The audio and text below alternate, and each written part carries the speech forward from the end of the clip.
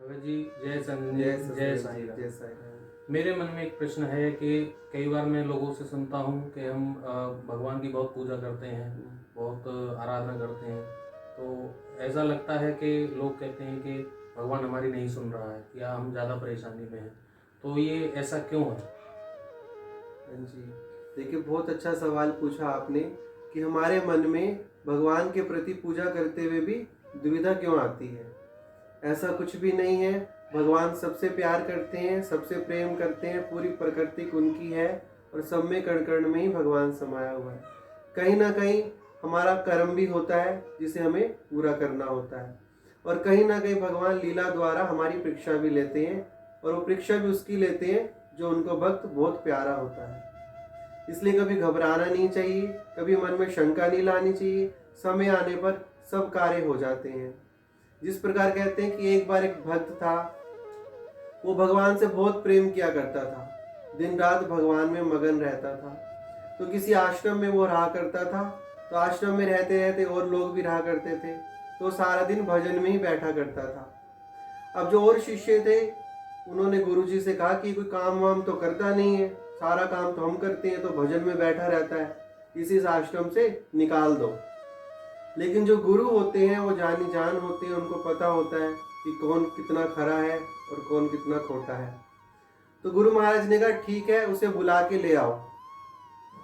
अब शिष्य कहते हैं कि तुम्हें गुरु महाराज जी ने बुलाया है, आश्रम में चलो। वो भजन पे बैठा होता है, तो वो कह देता है कि ठीक है जाओ, मैं अभी थोड़ी देर में आऊंगा। थोड़ी देर हो जाती है, वो नहीं पहुंचता, तो वो शिष्य जो होते हैं वो गुरु महाराज जी को कहते हैं कि देखो वो अभी भी नहीं आया, वो कुछ काम नहीं करता, बहाना मारता रहता है और वो फिर भजन में बैठा है, इसलिए उसको आश्रम से निकाल दो। तो गुरु महाराज कहते हैं चलो ठीक है, हम ही चलते हैं उसके पास और हम ही पूछते हैं कि वो क्यों नहीं आया, हमने बुलाया है तो। अब जब गुरु जी उसके पास जाते हैं, वो शिष्य भी जाते हैं, वो पेड़ के नीचे अपना भजन पे बैठा होता है। भजन में बैठा होता है तो गुरु महाराज जी आवाज लगाते हैं, भाई हमने तुझे बुलाया तो आया नहीं। उठता है, गुरुदेव को प्रणाम करता है। तो गुरुदेव उससे पूछते हैं कि हमने बुलाया तो आया नहीं, ये कहते हैं तो सारा दिन काम भी नहीं करता, भजन में बैठा रहता है, तो आश्रम में काम क्यों नहीं करता। और क्योंकि शिष्य का कर्तव्य होता है कि आश्रम में मिलजुल कर काम करना, गुरु की सेवा करना। तो इतने में वो शिष्य कहता है कि मैं भगवान को ढूंढ रहा था। तो हैरान हो जाते हैं कि भगवान को कैसे ढूंढ रहा था। तो शिष्य होते हैं, वो कहते हैं कि देखो ये पागल बनाता है हमें, इसने काम नहीं करना इसलिए कुछ ना कुछ बहाना मार देता है, लेकिन सच्चाई तो कुछ और होती है। तो उन्होंने कहा भगवान को ढूंढ रहा था, कैसे, हमें समझ नहीं आया, विस्तार से सारी बात बताओ, क्या कहना चाहते हो। अब गुरु तो अंतर्यामी थे, वो तो शिष्यों को कहीं ना कहीं सबक दे रहे थे, शिक्षा दे रहे थे कि ये कारण है, ये काम नहीं करता, भजन करता है। तो उन्होंने कहा कि नहीं ठीक है। उसने बोला कि रोज भगवान मुझे ढूंढते हैं और आज भगवान की बारी थी, वो मुझे ढूंढ रहे थे, इसलिए मैं चुपकर भजन कर रहा था। उन्होंने कहा ऐसे कैसे हो सकता है, भगवान तुझे ढूंढ रहे हैं आज।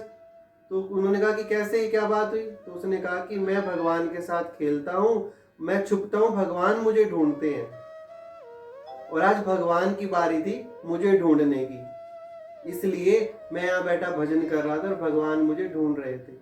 पेड़ पे देख के कहते हैं कि ऊपर देखो, पेड़ पे भगवान जी बैठे हैं, मैंने उनको ढूंढ लिया।